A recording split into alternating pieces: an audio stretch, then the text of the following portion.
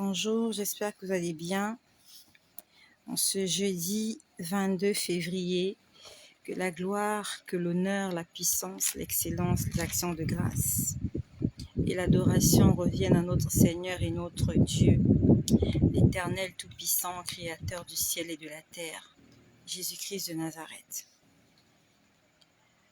Le samedi, j'ai commencé un partage que je n'ai pas terminé. Le samedi, c'est quand je vous parlais de comment j'avais fait la sieste samedi après-midi et quand je me suis réveillée, j'entendais une chanson.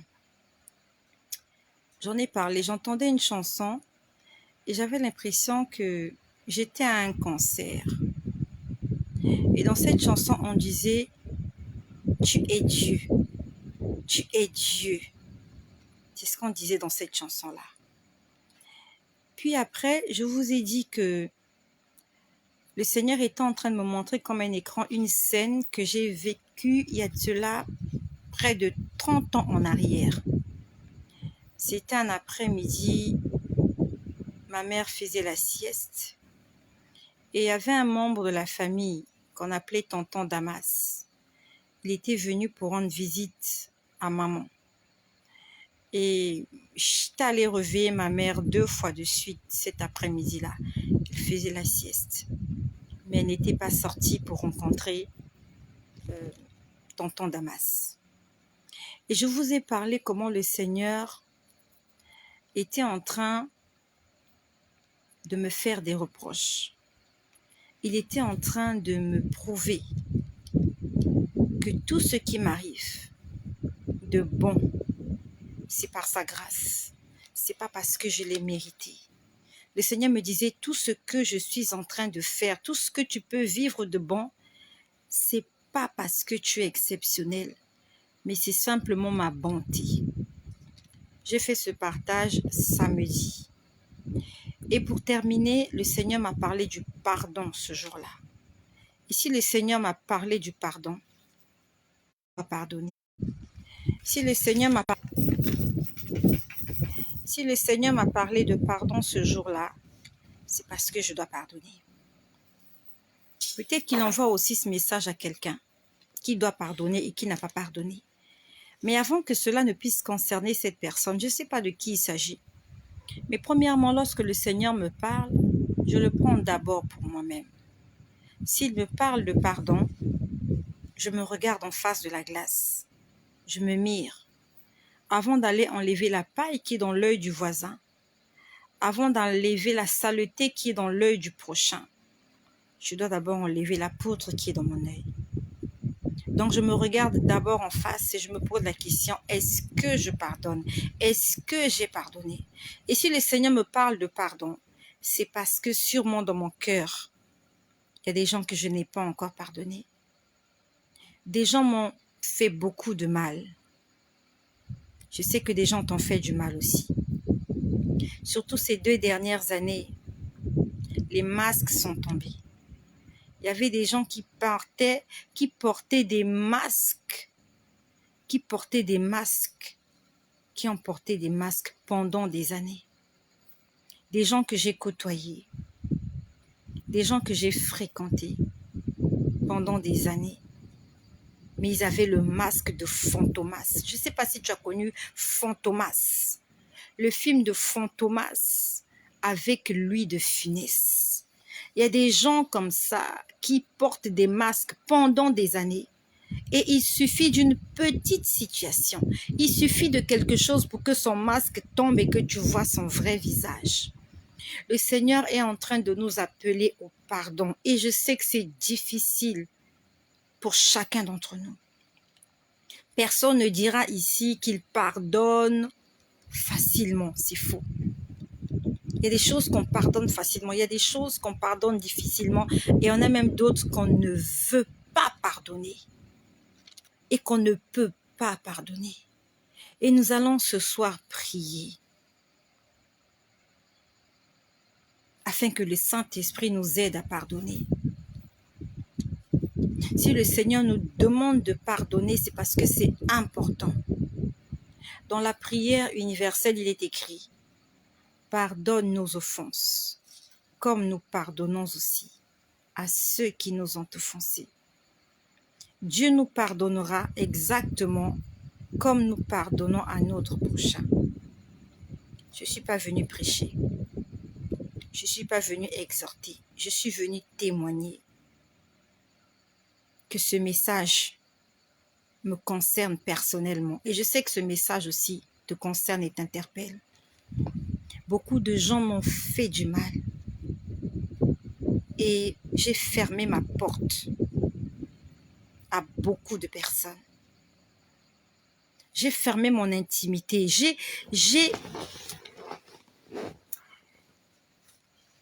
empêché beaucoup de personnes à entrer dans mon jardin secret. Je les ai sortis de mon jardin et je ne veux plus qu'ils reviennent. Parce que j'ai été déçue. J'ai été blessée. J'ai été poignardée. Et c'est tout ce que le monde peut m'offrir. C'est tout ce que les hommes peuvent m'offrir. Il n'y a personne qui ne peut me donner ce que mon cœur désire sur cette terre. La Bible nous dit, le cœur de l'homme est tortueux. Il est méchant et tortueux par-dessus tout. La Bible nous dit, il n'y a rien de bon en l'homme, si ce n'est que le souffle du Tout-Puissant. Le Seigneur était en train de me parler du pardon samedi après-midi. Il était en train de me faire le reproche.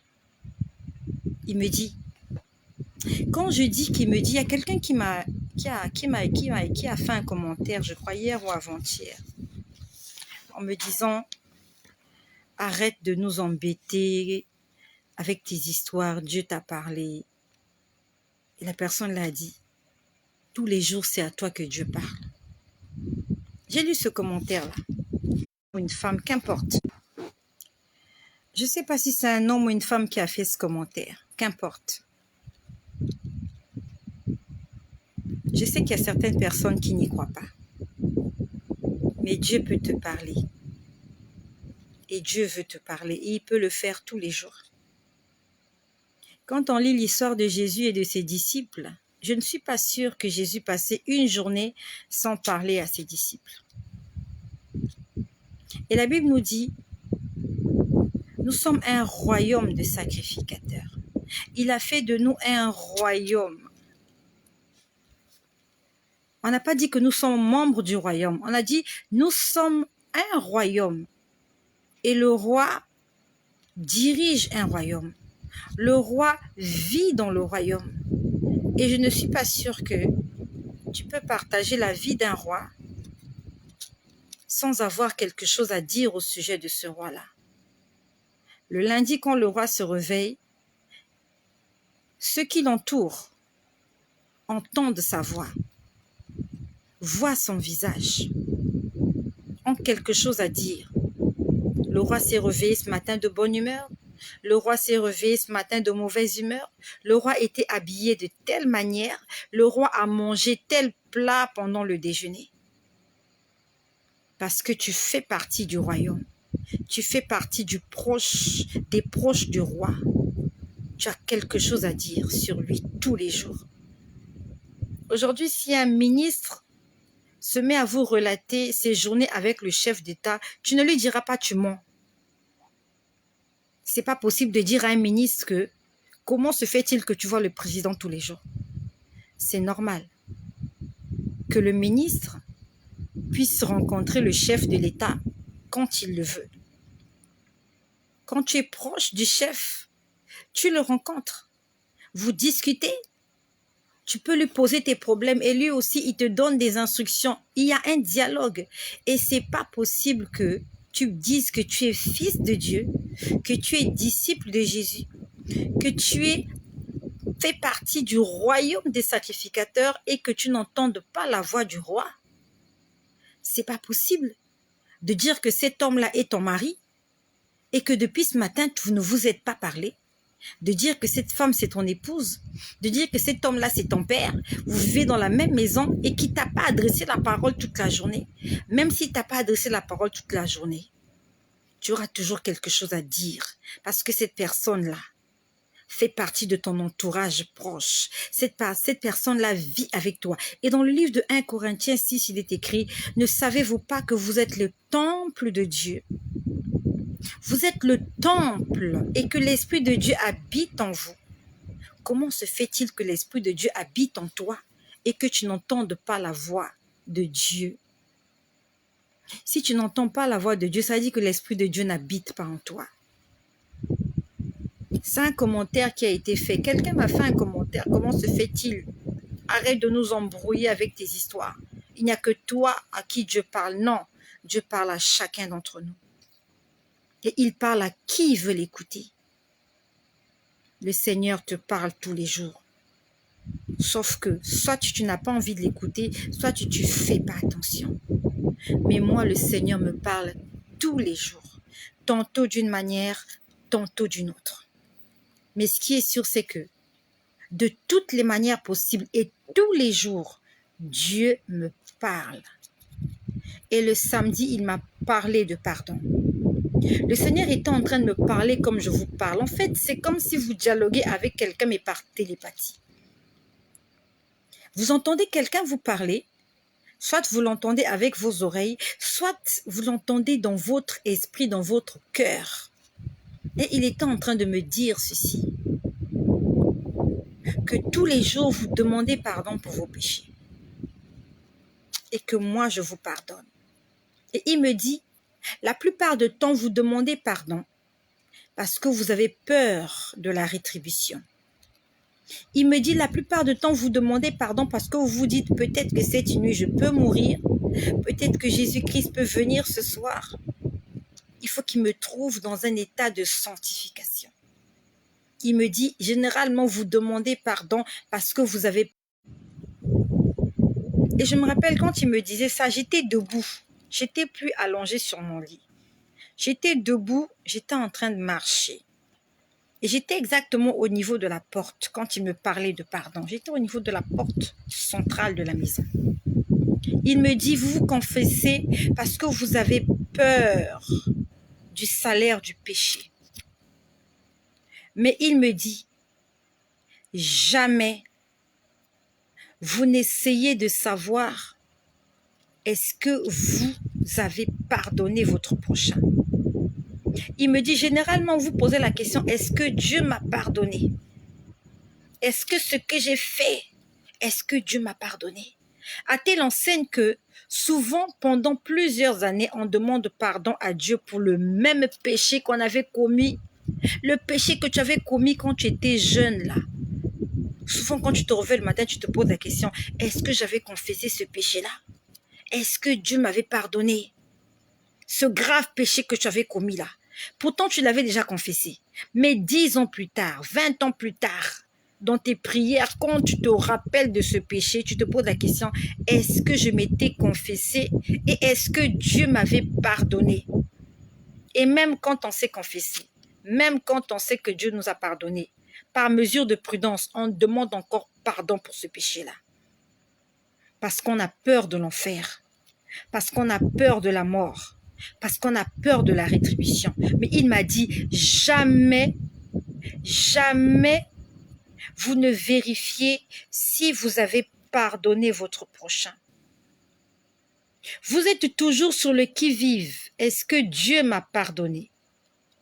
Mais rarement, vous êtes sur le qui-vive en disant, est-ce que j'ai pardonné mon prochain? Est-ce que le péché que l'autre a commis, moi je lui ai pardonné? Est-ce que la faute qu'il avait commise l'année dernière, est-ce que la faute qu'il avait commise il y a de cela 10 ans, est-ce que je lui ai pardonné? Le Seigneur m'a interpellé à ce sujet-là. On confesse tout le temps les mêmes péchés. Même pendant 1 an, quelqu'un peut demander pardon à Dieu pendant 1 an pour le même péché. Il a demandé pardon en janvier. Il a demandé pardon en février. Il a demandé pardon en décembre. l'année finie, l'autre année qui commence, il demande encore pardon parce qu'il se pose la question, est-ce que Dieu peut me pardonner? Alors que Dieu pardonne. La Bible nous dit, si tu confesses tes péchés, il est fidèle et juste pour te pardonner et pour te laver de toute iniquité. Mais le Seigneur m'a posé la question, est-ce que vous vous posez la question de savoir si vous avez pardonné le péché de votre prochain? Et c'est une question qu'on doit se poser là où on est. Et moi-même, je me pose cette question. Et la réponse, je la connais. Est-ce que j'ai pardonné à mon prochain? Et quand on pardonne, on tourne la page. On oublie. Et c'est quelque chose qu'on ne sait pas faire. C'est quelque chose qu'on ne veut pas faire. Et c'est quelque chose qu'on ne fait pas. Tous sans exception. Tous sans exception. Il y a toujours un mot à la bouche qui dit « il m'avait fait ça ». Elle m'avait fait ça. Même quand on te dit tu as pardonné, oui, j'ai pardonné, mais je me rappelle qu'elle m'avait fait ça. Déjà, quand tu rappelles le souvenir, ça veut dire que tu n'as pas pardonné. Et ça me concerne, moi, en premier. Nous sommes là pour se perfectionner. Nous sommes là pour atteindre la stature parfaite de Christ. Je ne suis pas parfaite. La Bible nous dit que Dieu a donné ses dons, les dons de l'esprit. Il a donné le don de prophétie. Pas pour s'enorgueillir, mais il a donné ces dons-là, tous les dons qui puissent exister. Dieu les a mis à notre disposition. C'est pour l'édification du peuple. C'est pour l'édification des enfants de Dieu. C'est pour l'édification de l'Église. C'est pour le perfectionnement de l'épouse. Le don prophétique, c'est pas pour faire du spectacle. Le don prophétique, c'est pas pour faire du spectacle. C'est pas pour se faire une renommée. C'est pas pour se faire un nom. Et aujourd'hui, plusieurs personnes se sont fait une renommée, se sont fait un nom, une identité remarquable parce qu'ils ont l'esprit prophétique. Et au lieu que cet esprit-là, que ce don-là soit là pour fortifier, pour édifier, pour exhorter et pour amener les gens à la repentance et à la perfection et à la sanctification, ce don-là nous distrait maintenant. C'est devenu de la distraction, le don prophétique. Le don prophétique est devenu un spectacle, alors que le don prophétique doit nous amener à la perfection, à l'image de Christ. Le Seigneur m'a parlé du pardon samedi. Il m'a dit, est-ce que tu fais l'introspection de ta vie en te posant la question, est-ce que j'ai pardonné à telle personne? Est-ce que j'ai pardonné à tel autre? Est-ce que j'ai tourné la page sur ce problème? Est-ce que je suis capable de dire que j'ai vraiment tourné la page sur ce problème? Et la réponse est non. Pour chacun d'entre nous, sans exception. Sans exception, la réponse est non.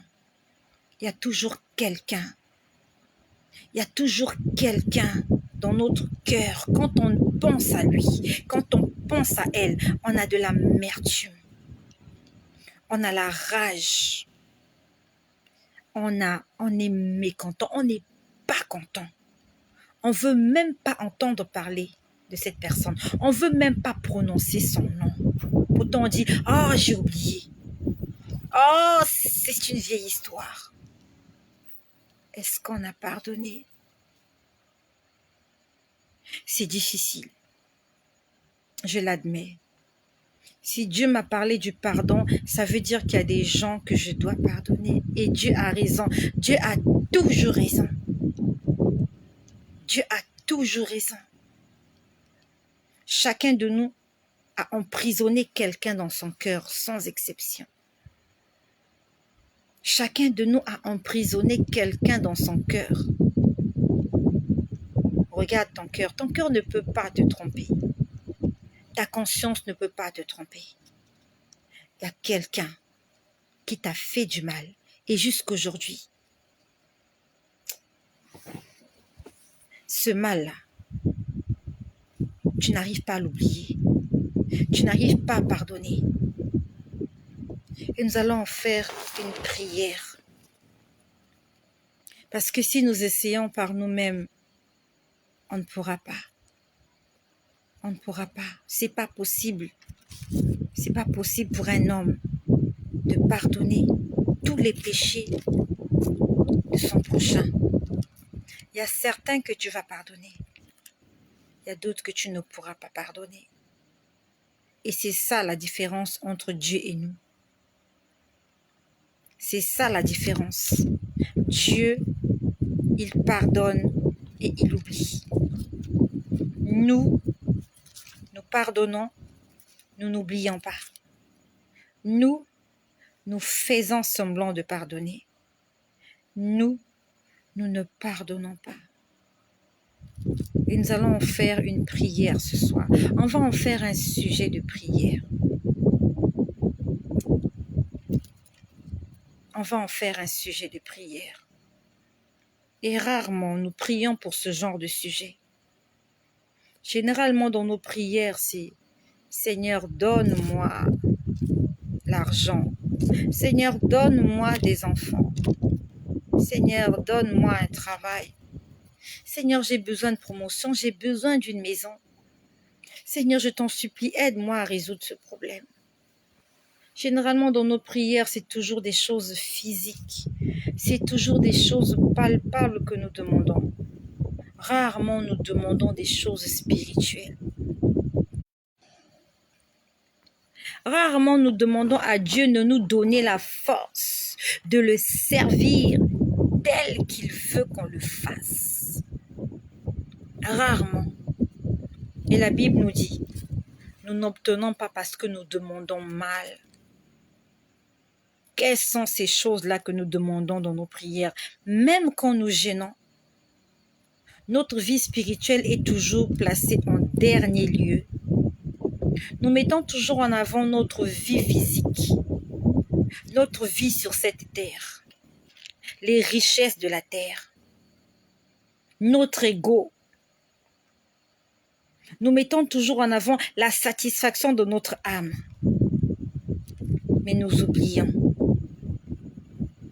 la force que peut nous apporter le Saint-Esprit afin d'être parfaits lorsque nous allons comparaître devant notre Seigneur et notre Sauveur. Que le Seigneur nous aide, que le Seigneur m'aide à pardonner réellement. Je ne sais pas pardonner. J'ai besoin d'apprendre à pardonner. Nous allons lui dire, Saint-Esprit, je reconnais mes fautes. Je reconnais mes faiblesses. Saint-Esprit, je reconnais que je suis pécheur. Je reconnais, Saint-Esprit, que sans toi, je ne peux rien.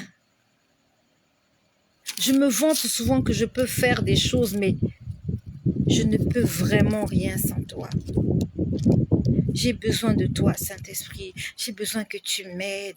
Aide-moi à pardonner. J'ai envie de pardonner. J'ai besoin de pardonner, mais c'est difficile. Disons-lui la vérité. Tu ne peux pas tromper Dieu. La Bible nous dit qu'on ne se moque pas de Dieu. Tu ne peux pas dire à Dieu des choses qui sont fausses. Il connaît ton cœur. Il sonde tes reins. Il lit dans tes pensées. Ananias et Saphira, ils ont voulu tromper le Saint-Esprit. Ils croyaient qu'on trompe le Saint-Esprit. On ne trompe pas le Saint-Esprit. N'essaye pas de te justifier. accepte ton erreur et laissons Dieu nous façonner, laissons le potier nous donner la forme qu'il veut. C'est difficile, oui, il va nous briser, il va nous froisser, il va nous déformer, oui, mais c'est pour une bonne cause, c'est pour que nous soyons à l'image et à la ressemblance de sa personne. Et on doit d'abord le vouloir. Et je sais que le Seigneur va m'aider. Je sais que le Seigneur peut m'aider à réellement pardonner. J'ai besoin de pardonner. Il y a des gens que j'ai du mal à pardonner. Il y a des gens, j'ai peut-être dit que j'ai pardonné, mais à l'intérieur de moi, je sais que je n'ai pas pardonné parce que je ne veux même pas les rencontrer sur mon chemin. Je préfère les éviter. Et c'est une preuve de manque de pardon. Éviter quelqu'un.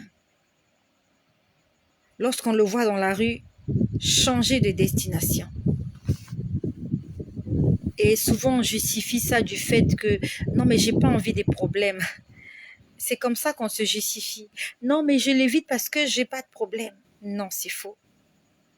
Tu l'évites parce que tu ne lui as pas pardonné. On évite ces gens-là parce qu'on ne leur a pas pardonné.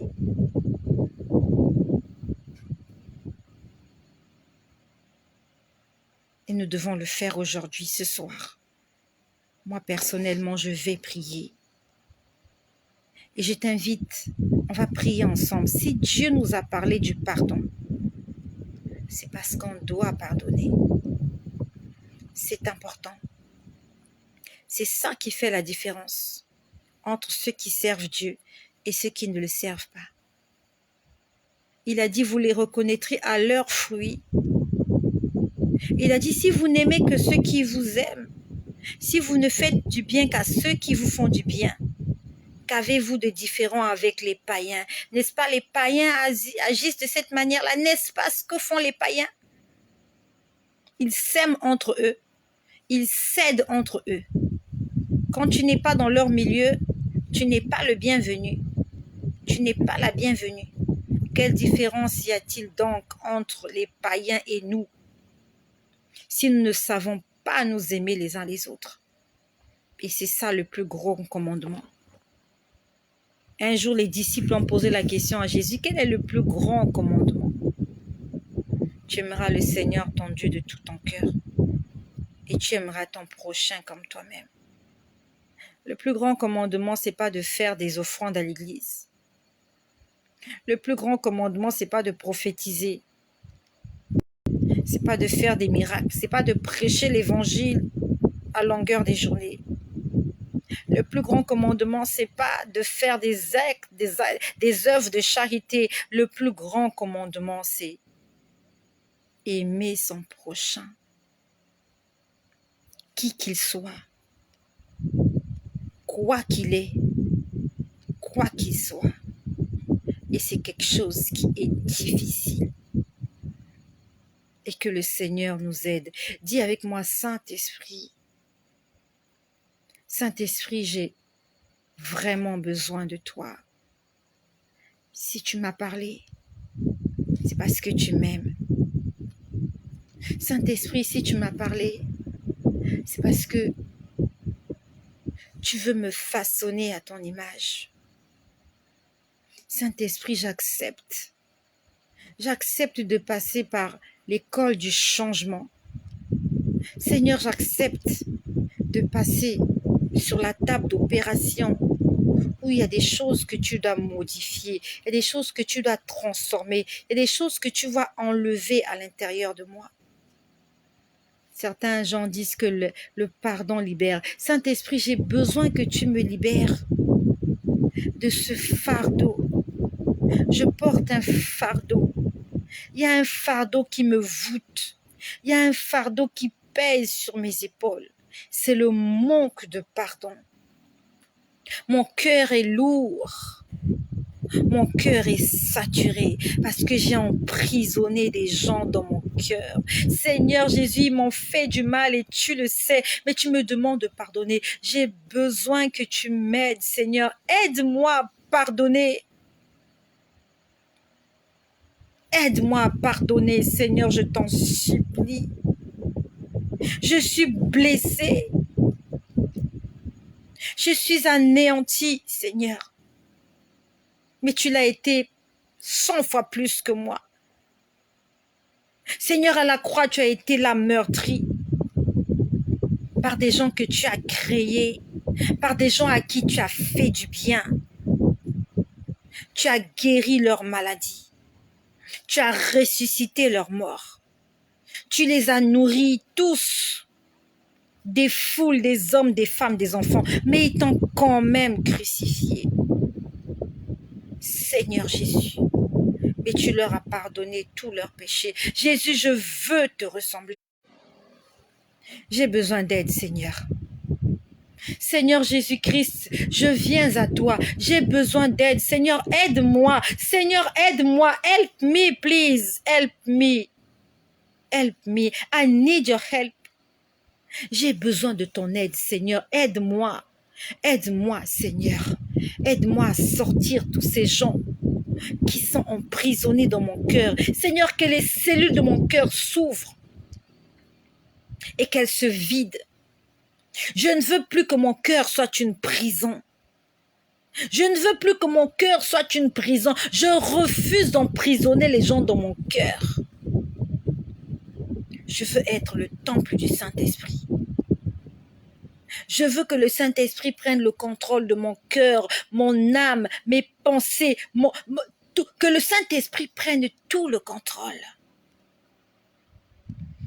Que tes vives eaux inondent mon cœur, que ton Saint-Esprit vienne et prenne le contrôle.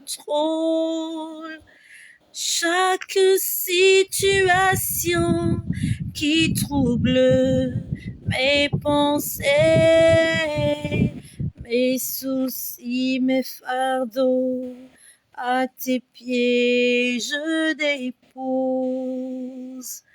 Que tes vives eaux inondent mon âme, que ton Saint-Esprit vienne et prenne le contrôle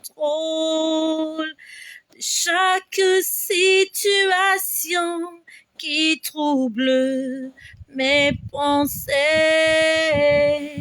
mes soucis, mes fardeaux, à tes pieds je dépose. Jésus,